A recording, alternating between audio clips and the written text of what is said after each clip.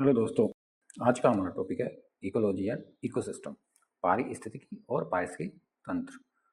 Ecology is the study of interaction among organism and between organism and their physical environment. Ecology उन अंतःक्रियाओं का अध्ययन है, उन interaction का अध्ययन है जो जीवों के बीच और जीवों व उनके भौतिक पर्यावरण के बीच होती है।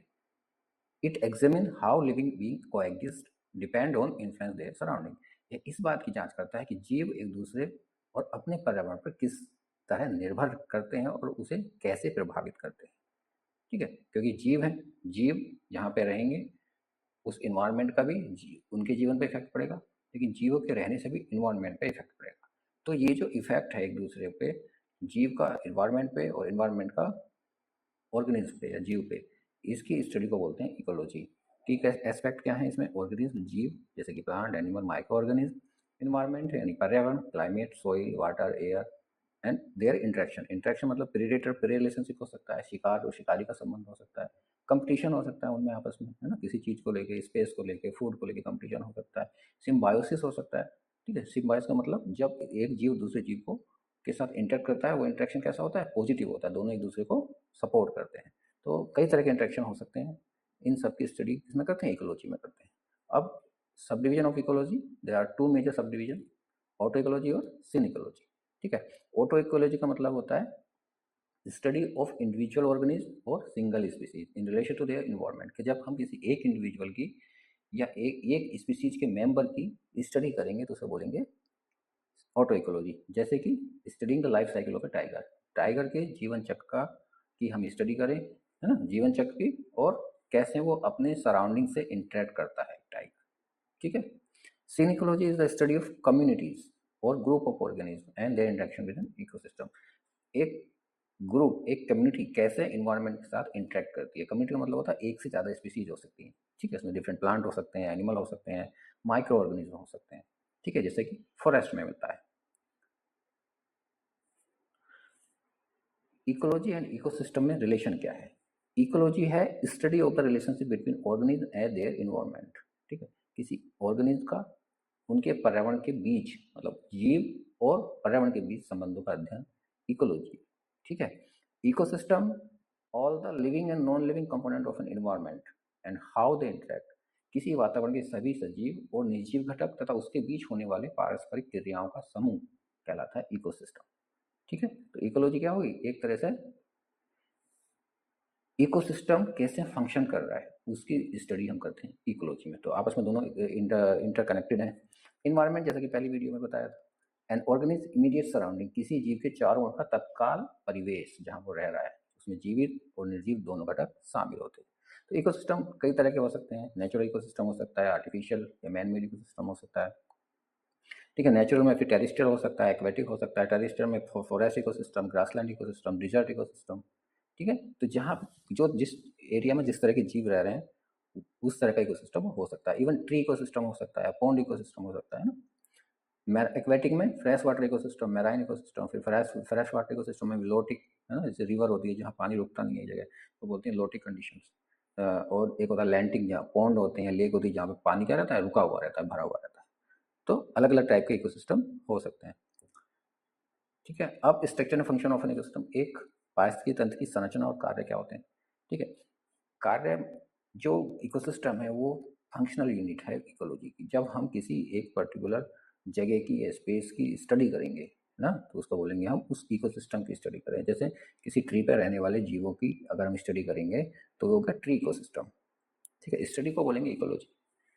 ठीक है, कंपोनेंट ऑफ इकोसिस्टम में मैंने पहले भी बताया, इकोसिस्टम में एबायोटिक कंपोनेंट होंगे, बायोटिक कंपोनेंट होंगे। एबायोटिक में क्लाइमेटिक फैक्टर, एडिपिक फैक्टर। ठीक है, क्लाइमेटिक फैक्टर में फिर रेन, लाइट, विंड, टेम्परेचर, है ना, प्रेसिपिटेशन, रेन को ही बोलते हैं। एडिपिक फैक्टर में वहाँ की जो सोइल है कैसी है, पीएच कैसी है, वहाँ की मिनरल्स हैं कि नहीं, टोपोग्राफी, उसकी जो सोइल की स्ट्रक्चर है वो कैसी है, ये सारे फैक्टर आते हैं एबायोटिक कंपोनेंट में। बायोटिक कंपोनेंट में प्रोड्यूसर यानी कि ऑटोट्रॉफ, जो फूड का निर्माण करते हैं, उस फूड को खाने वाले कंज्यूमर। ठीक है, और कंज्यूमर को डिकम्पोज करने वाले, सड़ाने गड़ाने वाले कौन? डिकम्पोजर, सैप्रोफाइल, फंजाई और बैक्टीरिया होते हैं। कंज्यूमर में फिर ये हेटेरोट्रोफ्स होते हैं। हेटेरोट्रोफ मतलब एक से ज़्यादा, मतलब ये प्लांट पे डिपेंडेंट होते हैं। ठीक है, प्लांट पे या दूसरे एनिमल पे डिपेंडेंट होते हैं। तो इनका फूड ऑफ एब्जॉर्प्शन क्या है? अलग अलग है, हेटेरो है, कई तरह का है। ना, जैसे प्राइमरी कंज्यूमर हो सकते हैं, सेकेंडरी कंज्यूमर हो सकते हैं, टर्शियरी कंज्यूमर और क्वार्टररी कंज्यूमर, उनका लेवल अलग अलग हो सकता है। ठीक है, तो बायोटिक कंपोनेंट जीवित घटक है ना। जब हम इकोसिस्टम की स्ट्रक्चर देखेंगे तो उसमें मेन दो कंपोनेंट उसके बायोटिक कंपोनेंट और एबायोटिक कंपोनेंट। बायोटिक कंपोनेंट में क्या होंगे, प्रोड्यूसर होंगे। ठीक है, प्रोड्यूसर वो होंगे ग्रीन प्लांट और एल्गी जो फोटोसिंथेसिस के थ्रू फूड का निर्माण करेंगे। ठीक है, फूड का निर्माण कौन करता है एनवायरनमेंट में, प्लांट्स करते हैं फोटोसिंथेसिस के थ्रू। ठीक है, उन प्लांट्स पे जीवित रहने वाले कौन होंगे, कंज्यूमर, उपभोक्ता, क्योंकि वो फूड को उपभोग कर रहे हैं। ठीक है, तो organism that depend on producer और अदर कंज्यूमर फॉर फूड, उनके क्या बोलेंगे, कंज्यूमर बोलेंगे। ठीक है, अब कंज्यूमर की अलग अलग कैटेगरी, प्राइमरी कंज्यूमर, प्राथमिक उपभोक्ता, ये होते हैं हर्बीवोर्स। हर्बीवोर्स जो हर्ब खाते हैं, मतलब पेड़ पौधे घास खाते हैं। ठीक है, वो कभी मांस नहीं खाएंगे, दूसरे एनिमल को नहीं खाएंगे। ठीक है, जैसे डियर है, हिरन, काव है। ठीक है, तो ये भी प्राइमरी कंज्यूमर जो किस पर डिपेंड रहते हैं, फूड के लिए प्लांट्स पर रहते हैं, प्रोड्यूसर पर रहते हैं। सेकेंडरी कंज्यूमर, ठीक है, सेकेंडरी कंज्यूमर कॉर्निवोरस है ना, जो मांस खाते हैं या दूसरे एनिमल, छोटे एनिमल को खाते हैं, बड़े एनिमल जैसे स्नेक हो गया, स्नेक उसको खा देता है, मेढक खाता है, फ्रॉग खाता है। ठीक है, ऐसे दूसरे एनिमल हैं। टर्सरी कंज्यूमर जो होंगे वो टॉप प्रेडेटर होंगे, जैसे लायन, शेर है ना, चीता, जो छोटे जानवरों को खाएंगे। जो जो किसको खा रहे थे, दूसरे छोटे जानवरों को खा रहे थे या प्रोड्यूसर को खा रहे थे। ठीक है, तो टर्सरी कंज्यूमर कौन था, टॉप होता है। फिर तीसरा कैटेगरी है डिकम्पोजर, अपघटक। अपघटक होते हैं जो सड़ाने या गलाने का काम करते हैं। ठीक है, कोई प्लांट बॉडी है, कोई एनिमल बॉडी है, पड़ी रहेगी तो बदबू फैलेगी। बदबू किस वजह से फैलती है, वहाँ पर रासायनिक क्रियाएं होती हैं, बैक्टीरिया वहाँ ग्रो कर रहा है, फंजाई ग्रो कर रहा है, वो केमिकल से क्रिएट करते हैं। केमिकल्स उस प्लांट बॉडी को डिग्रेड कर देते हैं। ठीक है, वो भी फूड का सोर्स है, किसके लिए, फंजाई के लिए, बैक्टीरिया के लिए। तो इस तरह बायोटिक कंपोनेंट प्रोड्यूसर, कंज्यूमर और डिकम्पोजर हो गए। अबायोटिक में मैंने बता ही दिया, physical factor, chemical factor. Physical factor में आएगा लाइट, टेम्परेचर, सोइल, वाटर है ना, और केमिकल में nutrients, oxygen, carbon dioxide, nitrogen oxide, gases हैं, डिफरेंट गैसेज हैं, ये सब आता है एबायोटिक कंपोनेंट में। अब फंक्शन क्या है इकोसिस्टम, पारिस्थितिक तंत्र के क्या कार्य हैं। The ecosystem function through energy flow and nutrient recycling. ठीक है, इंश्योर सर्वाइवल इस कंपोनेंट। तो पारिस्थितिक तंत्र का मेन काम क्या है, ऊर्जा का प्रवाह करना। ऊर्जा कहाँ से आ रही है, सन से आ रही है। सन से ऊर्जा आई, फोटोसिंथेसिस के थ्रू फूड का निर्माण हुआ प्लांट में। उन प्लांट को किसने खाया, प्राइमरी कंज्यूमर ने। फिर प्राइमरी कंज्यूमर को किसने खाया, सेकेंडरी कंज्यूमर ने। सेकेंडरी कंज्यूमर किसने खाया, और टर्सरी कंज्यूमर ने। और टर्सरी कंज्यूमर क्या हुआ, डेड हो गया, फिर से उसका क्या हुआ, डिकम्पोजिशन हो गया। ठीक है, फिर वो एनर्जी रिलीज हुई।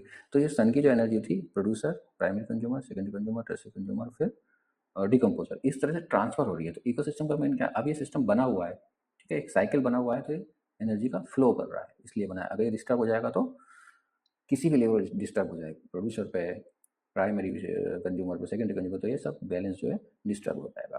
तो एनर्जी फ्लो का काम होता है, sun is the primary source of energy. Energy flow through the food chain in unidirectional manner, एक ही डायरेक्शन में रहती है, starting from the producer to consumer and then to decomposer.